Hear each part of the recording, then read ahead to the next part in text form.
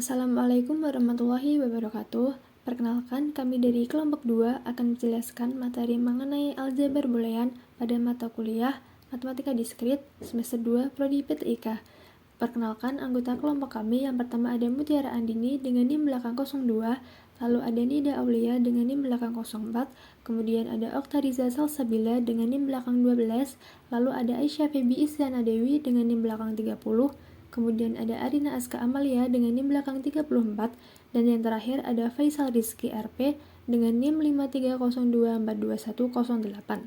Selanjutnya untuk materi pertama yaitu fungsi boolean akan disampaikan oleh Aisyah Febi, kemudian materi bentuk kanonik akan disampaikan oleh Nida Aulia, lalu materi contoh soal akan disampaikan oleh Arina, kemudian materi minterm dan maxterm akan disampaikan oleh Arina, kemudian materi konversi akan disampaikan oleh Mutiara Andini, lalu materi keadaan Dunker akan disampaikan oleh Faisal, dan yang terakhir materi mengenai tabel Karnoff akan disampaikan oleh Aisyah Febi dan Oktariza Salsabila. Di sini saya akan memaparkan materi mengenai fungsi boolean. Nah, fungsi boolean sendiri yaitu fungsi dalam aljabar boolean yang hanya memiliki dua nilai saja, yaitu 0 sebagai nilai false dan juga 1 sebagai nilai true. Nah, di sini terdapat beberapa contoh dari fungsi boolean. Yang, yang pertama di sini terdapat fx sama dengan x, di mana pada fungsi ini hanya mengembalikan nilai x. Yang kedua, ada fxy sama dengan x naught and y, or x and y naught or y naught. Nah, pada contoh fungsi yang kedua ini, terdapat kombinasi operasi logika dengan komplement not, and, dan juga or. Yang ketiga, fxy sama dengan x naught and y naught. Nah, di sini operasi n menggunakan komplement dari x dan y. Selanjutnya, fxy sama dengan x plus x or y naught. Nah, di sini x or y terdapat dalam kurung, kemudian baru dinotkan. Artinya, kita harus mencari output dari X or Y terlebih dahulu. Setelah kita menemukan output dari X or Y, baru kita notkan untuk menghasilkan hasil terakhirnya. Nah, selanjutnya terdapat fx dz sama dengan x and y and z naught. Nah, operasi n antara x, y, dan komplement z. Nah, di sini dikatakan setiap peubah di dalam fungsi boolean termasuk dalam bentuk komplementnya disebut literal. Literal di sini artinya variabel dalam fungsi boolean baik dalam bentuk asli maupun komplementnya. Nah, di sini terdapat contoh fungsi H, X, Y, Z sama dengan X, and Y, and Z naught terdiri dari 3 buah literal, yaitu X, Z, dan Z naught.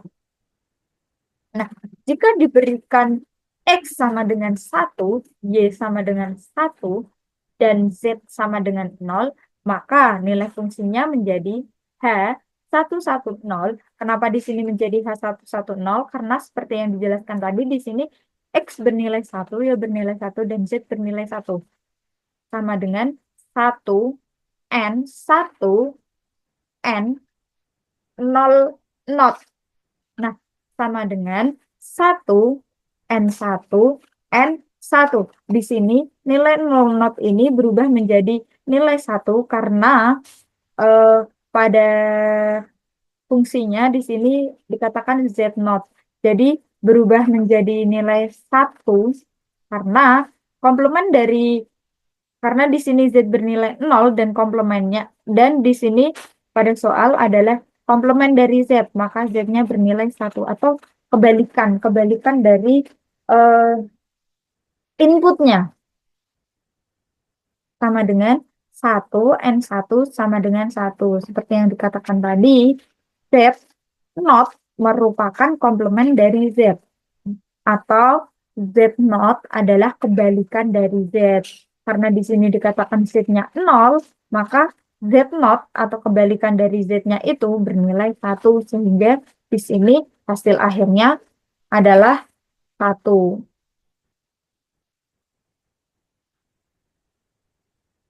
Nah, untuk selanjutnya di sini juga terdapat contoh soal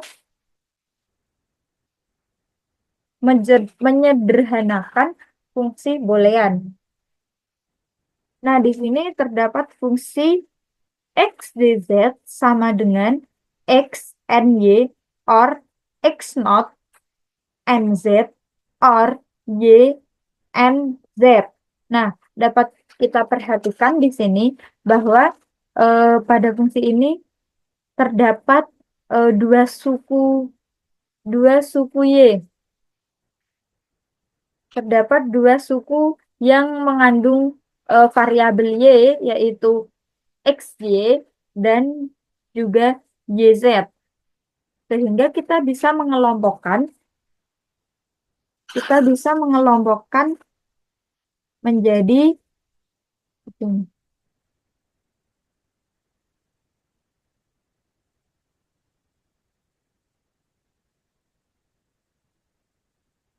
kita bisa kelompokkan menjadi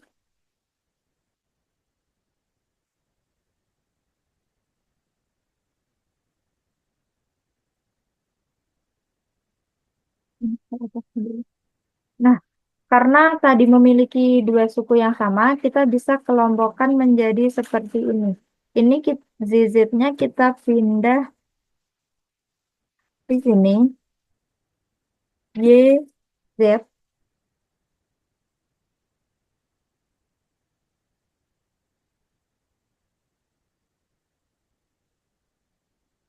sehingga persamaannya akan menjadi seperti ini.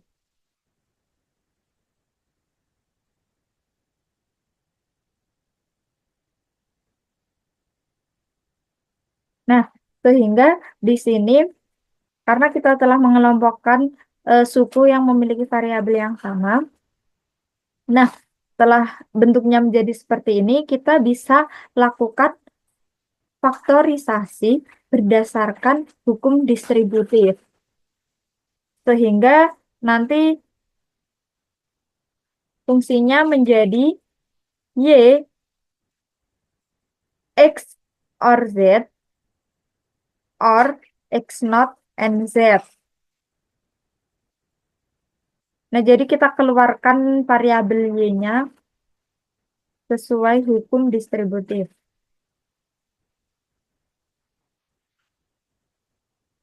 Nah, selanjutnya kita akan memperoleh hasil akhir, yaitu fungsi X, Y, Z sama dengan X or Z and Y or X naught. Nah, dari eh, persamaan Y, X and X or Z ini berarti Y-nya bernilai 1. Maka eh, di sini Y-nya bernilai 1. Jika X sama dengan 0 dan Z sama dengan 1, maka X naught maka Y ini adalah nilainya 1. Dan untuk hasilnya tergantung pada nilai X naught and Z. Karena kita di sini hanya menyederhanakan, maka kita hanya eh, mencari bentuk sederhana dari fungsi ini. Jadi, bentuk sederhana dari fungsi X, Y, Z sama dengan X and Y or X naught and Z or Y, and Z adalah menjadi fungsi X dz sama dengan X or Z, kemudian di N-kan dengan Y or X naught. Yang selanjutnya yaitu bentuk kanonik. Bentuk kanonik merupakan ekspresi boolean yang dinyatakan sebagai penjumlahan minterm atau perkalian maxterm. Minterm yaitu bentuk perkalian n dengan hasil satu pada suatu kombinasi variabel. Jikalau maxterm yaitu bentuk penjumlahan OR dengan hasil 0 pada suatu kombinasi variabel. Terdapat dua macam bentuk kanonik. Yang pertama yaitu SOP atau sum of product, yaitu penjumlahan dari hasil perkalian minterm. Yang kedua yaitu POS atau product of sum, yaitu perkalian dari hasil penjumlahan maxterm. Contoh SOP atau SOP jika fungsi f dalam kurung x, y, dan z akan bernilai 1 jika x, y, dan z sesuai dengan salah satu kombinasi minterm. Yang kedua, contoh POS. Jika fungsi G dalam kurung X, Y, Z akan bernilai 0 jika X, Y, dan Z sesuai dengan salah satu kombinasi maxterm. Nah, saya melanjutkan dari penjelasan teman-teman saya sebelumnya. Di sini saya akan menjelaskan soal nyatakan fungsi boolean f x, y, z sama dengan x or not y and z dalam bentuk kanonik SOP dan POS. Nah, yang pertama itu dalam bentuk SOP terlebih dahulu. SOP itu merupakan bentuk dari penjumlahan dari perkalian masing-masing variabel. Nah, langkah yang pertama itu kita perlu memastikan setiap suku memiliki jumlah literal yang sama sebelum melengkapinya. Jadi, karena dari yang pertama itu, suku yang pertama itu kan, variabel fungsi yang pertama, yang kedua ini kan masing-masing belum lengkap. Yang pertama itu hanya ada X, jadi kurang Y dan Z. Dan yang kedua ini hanya ada Y dan Z, kurang X. Nah, yang pertama itu kita dari fungsi X terlebih dahulu ya. Jadi kita masukkan variabel Y dan variabel Z. Tapi kita masukkannya satu persatu. Nah, yang pertama itu X sama dengan X. Kita masukkan variabel Z-nya, yaitu variabel Y, yaitu Y R not Y. Ini. Nah, kita kalikan karena ini merupakan bentuk SOP ya. Jadi perkalian. Nah, nanti dari perkalian itu kita jumlahkan di akhir. Nah, yaitu hasilnya X and Y or X and not Y. Kemudian kita masukkan juga variabel Z dari masing-masing hasil tersebut. Jadi ada dua seperti ini. Nah, hasil perkaliannya yaitu X and Y and Z or X and Y and not Z or X and not Y and Z or X and not Y and not Z. Kemudian untuk fungsi yang kedua, ini karena masih belum ada variabel X-nya, kita masukkan variabel X-nya seperti yang pertama tadi, yaitu X or not X. Kita kalikan hasilnya yaitu X and not Y and Z or not X and not Y and Z. Nah, kembali lagi ini kan bentuk SOP ya. Jadi hasil perkalian ini dan ini kita jumlahkan di sini.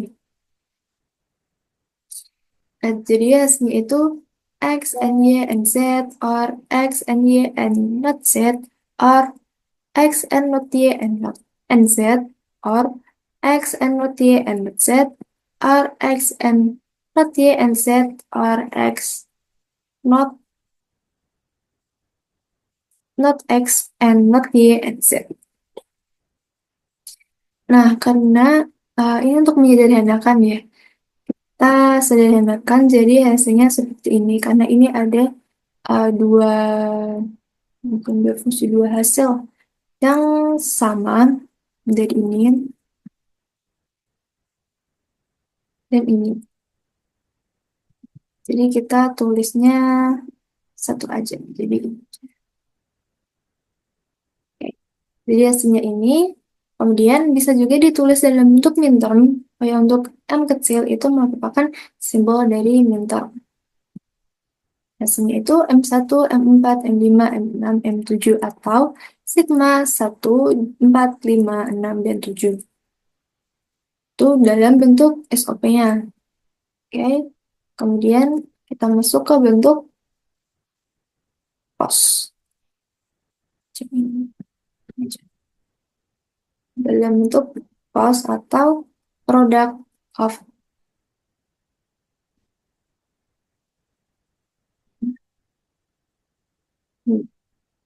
Ini adalah merupakan bentuk perkalian dari penjumlahan masing-masing variabel ini.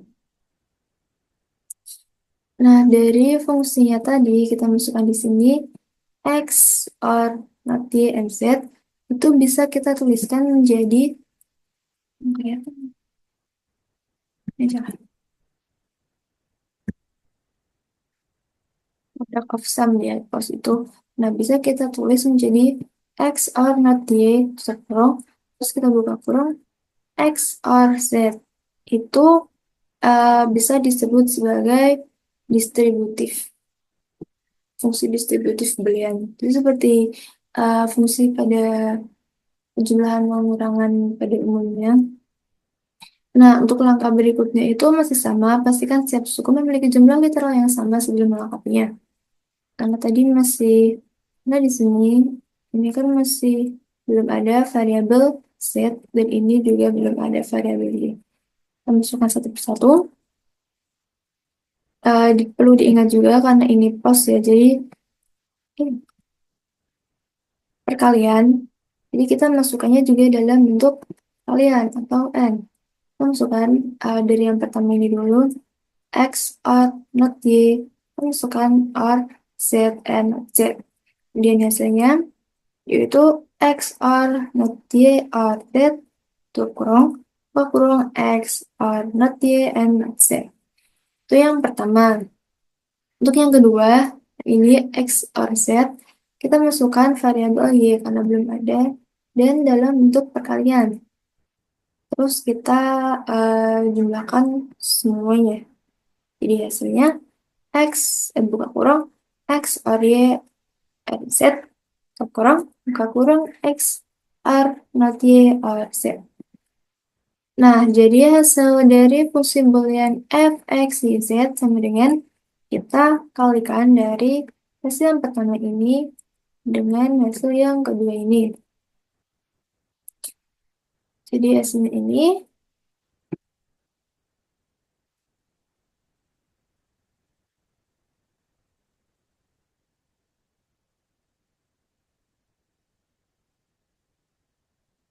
kemudian bisa kita sederhanakan menjadi ini untuk membentuk uh, max termnya. Jadi M besar itu untuk max term, M kecil untuk min termnya. Jadi fungsi f, x, y, fungsi f yaitu x, y, z tambah dengan M0, M2, M3 atau Pi dalam kurung 0, 2, dan 3. Nah, kurang lebihnya seperti itu untuk penjelasan soal yang pertama ini. Selanjutnya itu cara untuk membentuk minterm dan maxterm.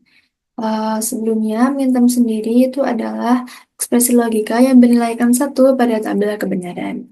Nah, biasanya minterm itu ditulis dalam bentuk perkalian atau n seperti ini dengan lambangnya itu m kecil.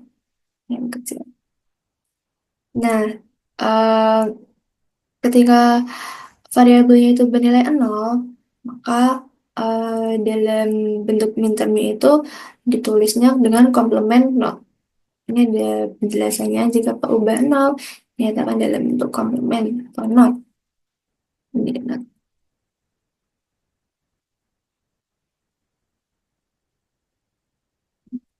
Tapi ketika variabelnya itu bernilaikan 1, itu ditulis tanpa adanya komplement. Jadi hanya ditulis dia saja. Lambangnya juga M kecil. Nah, untuk max term sendiri itu ditulisnya dalam bentuk penjumlahan atau OR seperti ini. Nah, Nah, kalau dari maxterm itu, ketika outputnya nilai dari variabelnya itu 0, itu justru ditulis tanpa adanya komplement. Jadi hanya ditulis variabelnya saja atau X atau Y saja. Tapi ketika variabelnya itu bernilai 1, itu ditulis dengan komplement not. Seperti ini. Jadi, contoh nih, misal X-nya nilainya 0 dan Y-nya itu 1. Dalam bentuk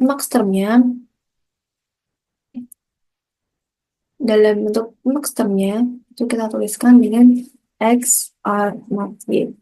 Karena maxterm itu kan ditulisnya dalam bentuk penjumlahan. Sedangkan minterm itu ditulisnya dalam bentuk perkalian. Ini ketika kita menggunakan dua peubah dalam bentuk minterm dan maxtermnya. Nah, di sini sudah ada notes-nya ternyata. Ketika untuk minterm, peubah 0 dinyatakan bentuk komplementnya. Jadi hanya variabelnya saja. Bisa X saja atau Y saja. Tapi ketika peubahnya bernilai 1 atau variabelnya bernilai 1, maka dinyatakan tanpa komplement. Oh, sorry. Ini untuk peubah 0 dinyatakan bentuk komplement itu bisa not X atau not Y. Tapi ketika peubahnya 1, itu dinyatakan tanpa komplement. Jadi hanya X saja atau Y saja tanpa adanya not. Tapi untuk bentuk maxtermnya itu kebalikannya ya. Jadi ketika peubahnya 0, itu dinyatakan tanpa komplement. Jadi hanya variabelnya saja. Tapi ketika peubahnya 1, maka itu dinyatakan dalam bentuk komplement atau disertai dengan not. Nah, untuk ketika menggunakan tiga peubah, sebenarnya itu sama aja. Cuma yang berbeda itu dari tabel kebenarannya ini. Nah, untuk penulisannya ini, sebisa mungkin disesuaikan dengan tabel ini saja. Maksudnya untuk urutannya, jadi polanya itu seperti ini. Karena kalau misalkan kita menggunakan pola acak, itu akan menyulitkan kita sendiri. Jadi lebih baik kita mengikuti dari pola yang sudah ditentukan. Baik itu ketika dua peubah, tiga peubah, ataupun seterusnya. Untuk penjelasannya juga masih sama. Kalau minterm itu dinyatakan dalam bentuk perkalian atau N, lambangnya juga ini M0, M1, 2, 3, 4, 5, 6, dan seterusnya. Kemudian ketika maxterm dinyatakan dalam bentuk O dan lambangnya itu M kapital. Yang tadi belum dijelaskan kalau maxterm itu M kapital.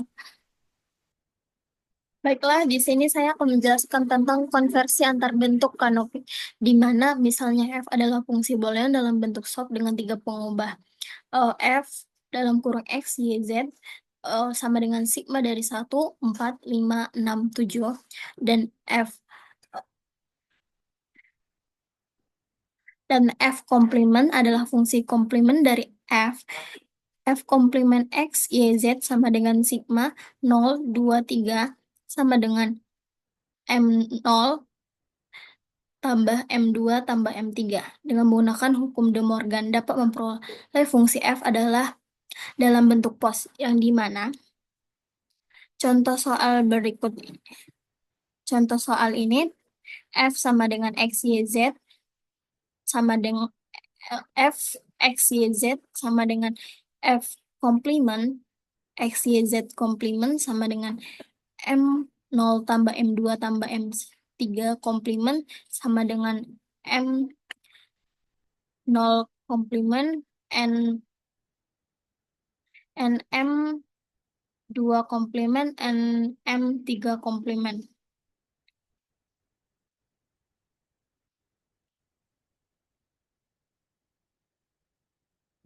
Bagaimana cara mencari komplement dari F X Y Z? Kita ingin mengubah SOP menjadi POS. Kita bisa menggunakan pendekatan komplement, di mana F komplement X Y Z sama dengan sigma 0, 2, 3. Fungsi komplement ini menyatakan nilai yang tidak termasuk dalam SOP, yaitu minstream 1, 2, dan 3. Cara mengubah komplement ke bentuk N menggunakan De Morgan itu sesuai dengan aturan hukum De Morgan, yang dimana F X, Y, Z sama dengan F komplement merupakan X, Y, Z komplement. Karena F komplement merupakan hasil OR dari minterm, F komplement X, Y, Z sama dengan M0 tambah M2 tambah M3 menggunakan hukum De Morgan itu menjadi dan hasilnya F X Y Z sama dengan M0 plus M2 plus M3 De Morgan plus M0 tambah M2 tambah M3 komplement sama dengan M komplement 0 and M2 komplement and M3 komplement. Cara mengubah mainstream ke maxstream. Setiap mainstream komplement berubah menjadi maxstream. Fungsi dalam bentuk moles atau product of smash adalah F, di mana X, Y, Z sama dengan X plus Y plus Z dalam kurung X tambah Y komplement tambah Z dalam kurung X tambah Y komplement tambah Z komplement sama dengan M0, M2, M3,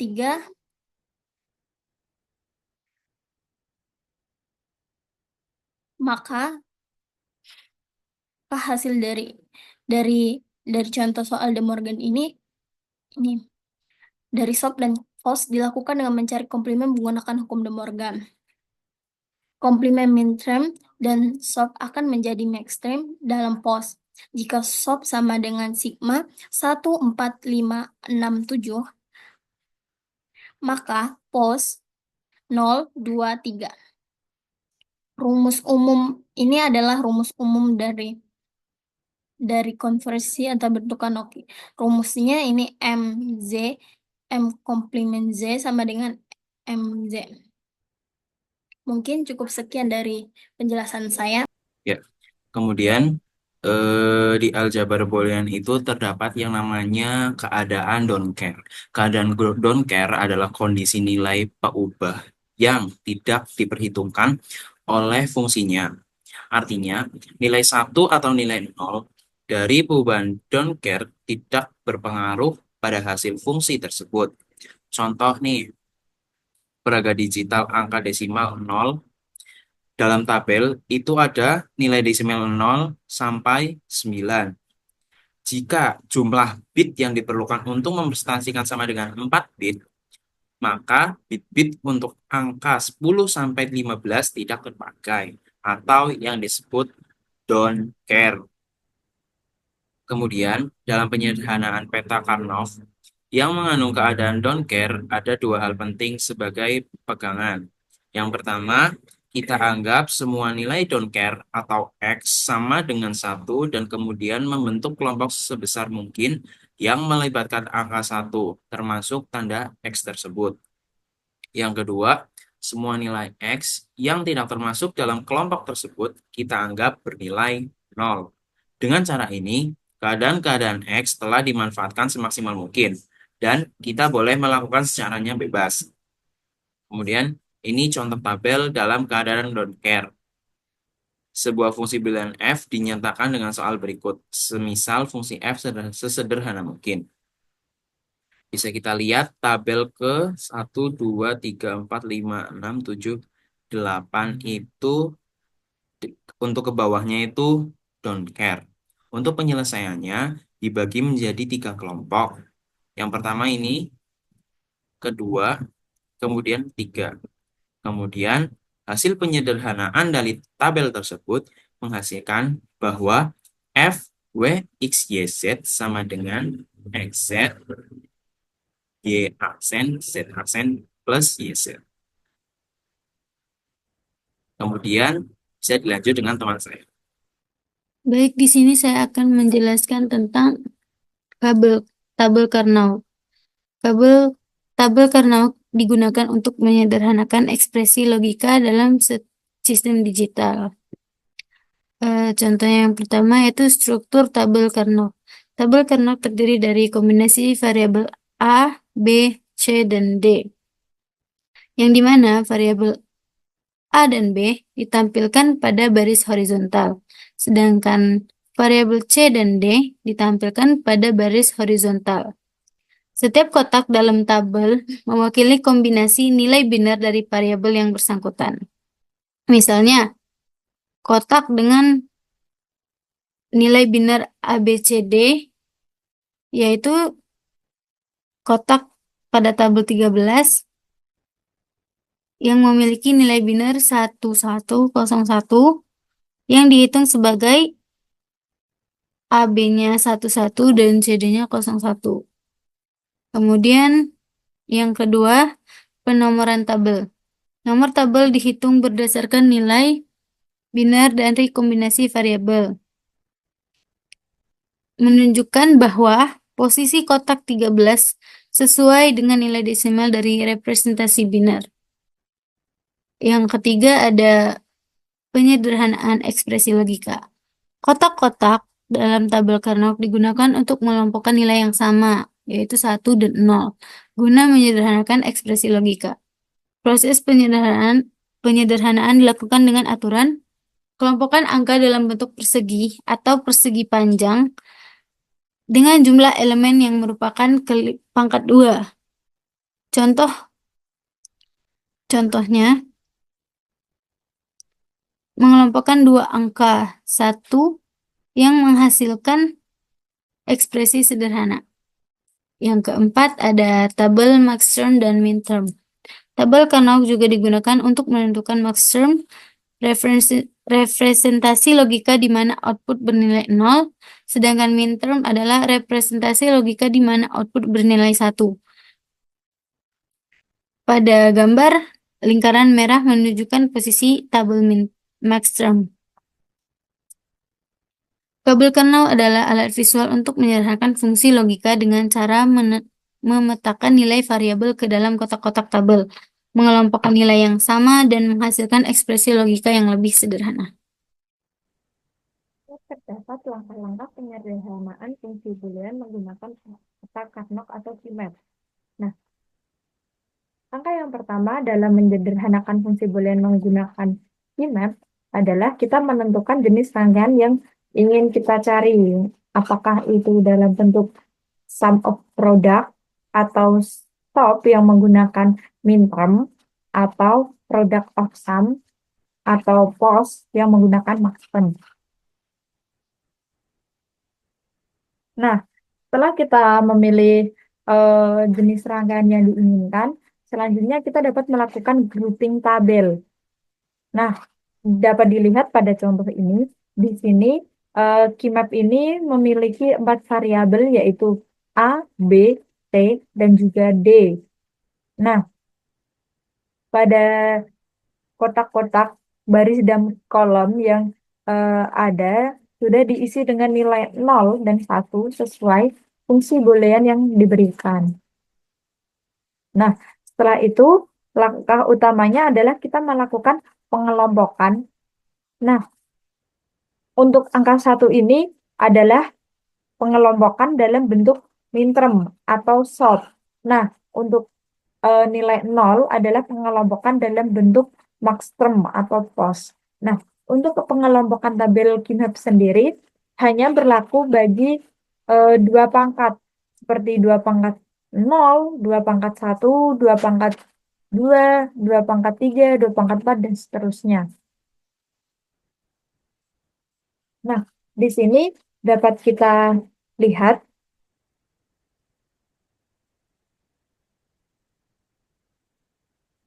di sini dapat dikelompokkan ya, untuk kita akan membuat persamaan dalam bentuk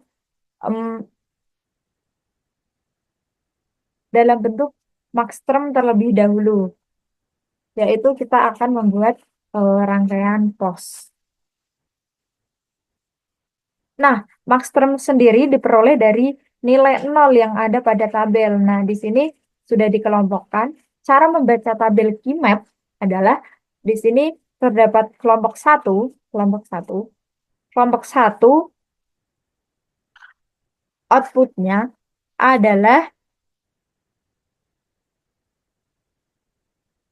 B. Kelompok 1 outputnya adalah B, B not, or C, or D. Nah, dapat dilihat seperti ini ya. Cara membacanya adalah kenapa bisa outputnya B not, or C, or D. Nah, di sini dapat dilihat, di sini nilai dari A-nya adalah 0 atau 1. Artinya, dia tidak memiliki nilai yang sama, sehingga dapat dikatakan bebas. Kita bisa memakai 0 atau 1. Nah, dikatakan bebas, maka itu tidak kita, apa ya istilahnya, tidak kita perhatikan atau tidak kita pakai. Jadi kita hanya memakai yang nilainya sama saja. Di sini A nilainya 0 atau 1, jadi bebas, kita abaikan saja. Nah, untuk B-nya nilainya 1, karena ini dalam bentuk max term, yang nilainya adalah 0, maka untuk 1 ini beroperasinya adalah not, begitu istilahnya. Jadi ini B-nya 1, jadinya B not, dan di sini dapat dilihat nilai dari C dan D adalah C-nya 0, di sini dapat dilihat C yang berwarna orange, D yang berwarna ungu. Nah, di sini D-nya bernilai 0 dan C-nya bernilai 0, maka outputnya C dan D, dibaca C dan D. Sehingga untuk pengelompokan pertama dibaca B not or C not or B not or C or D. Nah, untuk pengelompokan kedua ini dapat dilihat untuk A-nya dia bebas dan untuk B-nya 0, maka kita tuliskan B or di sini terdapat C-nya 0 dan D-nya 1, sehingga kita tuliskan C or D not. Nah, untuk pengelompokan ketiga yaitu ini. Nah, pengelompokan ketiga dapat dilihat di sini bahwa A-nya bebas, B-nya adalah 1, maka B not, dan nilai C-nya 1 atau C not, dan nilai D-nya 0 atau D. Sehingga outputnya kita tuliskan B not or C not or D. Nah, untuk yang keempat, di sini nilai dari A-nya adalah 1, maka kita tuliskan A not. Nilai B-nya adalah 1 atau 0, maka bebas, kita abaikan saja. Dan nilai C dan juga D-nya adalah 1 dan 0. Maka kita tuliskan C not dan or D not. Sehingga pada rangkaian pos, kita peroleh hasil yaitu B not or C not and or D not and B or C or D not and B not or C not or D and A not or C not or D. Jadi hasil penyederhanaannya seperti ini. Nah, yang kedua adalah dalam bentuk SOP atau persamaan minterm. Nah, untuk persamaan minterm, nilai yang digunakan dalam tabel adalah nilai 1. Nah, di sini terdapat 4 pengelompokan. Cara membacanya sama, hanya saja pada nilai minterm ini yang dinotkan adalah nilai 0. Kita baca dari pengelompokan pertama. Di sini dikatakan A-nya adalah 0 atau 1, sehingga A-nya bernilai bebas, dan B-nya di sini 0, di sini 0, maka B-nya bernilai B-nya dituliskan B not. Karena bernilai 0, maka kita tuliskan B not. Nah, untuk C dan D, di sini C-nya 0, D-nya 0, maka kita tuliskan C not, D not. Sehingga untuk pengelompokan pertama kita memiliki hasil B not, N, C not, and D not. Untuk pengelompokan kedua, ini kita kelompokkan 4 sekaligus. 4 variabel. 4 nilai.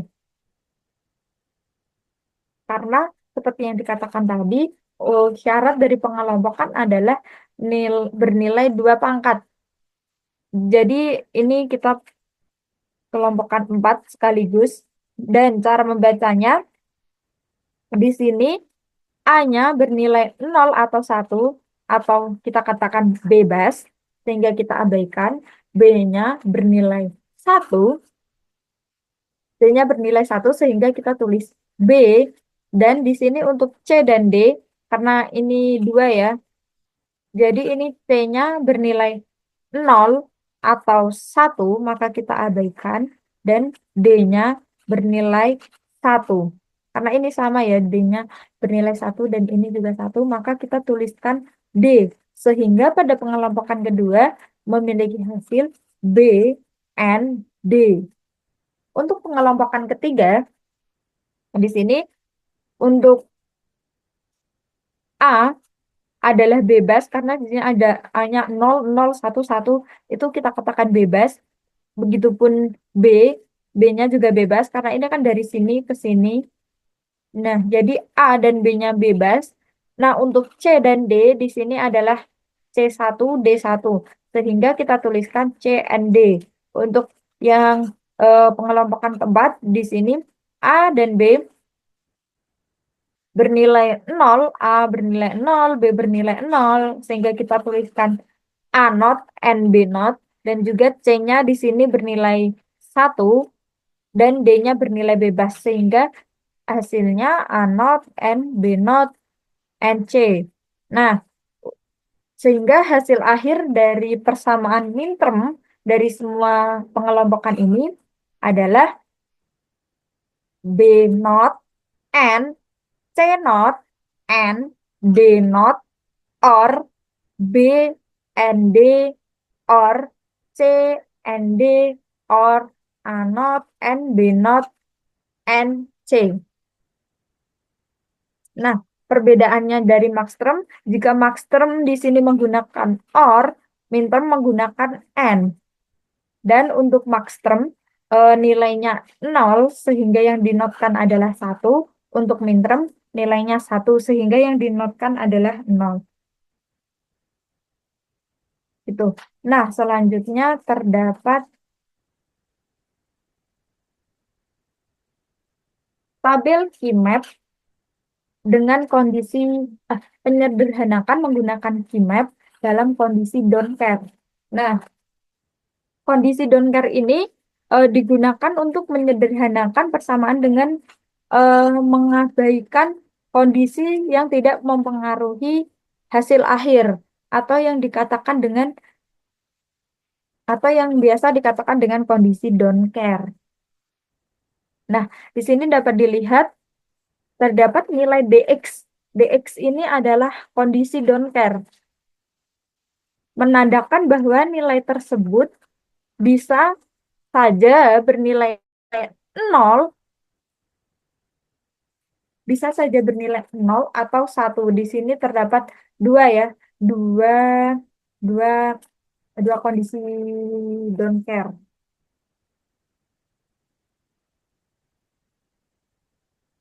Nah, di sini dapat bernilai 0 atau 1 tergantung pada mana yang mempermudah penyederhanaannya.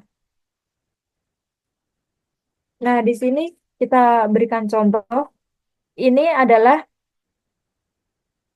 tabelnya setelah kita mengambil nilai don't care-nya bernilai 1.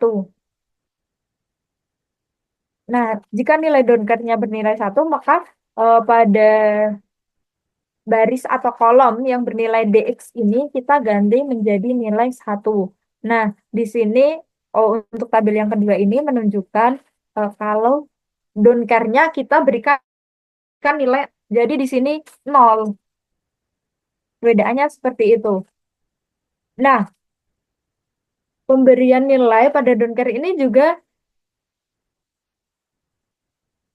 tergantung mana yang lebih mudah. Apakah kita akan menginputkan nilai 1 atau nilai 0 seperti itu.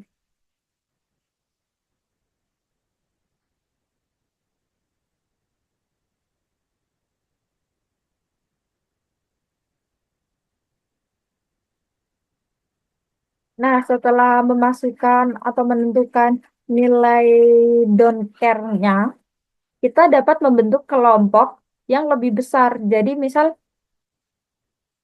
ini 1. Jika kita inputkan, jika semisal kita mau mencari nilai minterm. Minterm itu kan yang dibutuhkan adalah nilai 1. Nah, jika kita memasukkan ini nilainya 0, maka pengelompokan dari nilai 1 ini adalah akan menjadi kelompok-kelompok kecil. Nah, jika kita nilai donkernya 1, maka pengelompokannya nanti akan menjadi beberapa pengelompokan yang lebih besar, sehingga persamaan booleannya nantinya akan menjadi lebih sederhana. Jadi untuk pengisian atau penentuan nilai dari donker itu tergantung dari, bisa dibilang tergantung dari kebutuhan kita atau jenis atau persamaan apa yang akan kita cari gitu. Nah, mungkin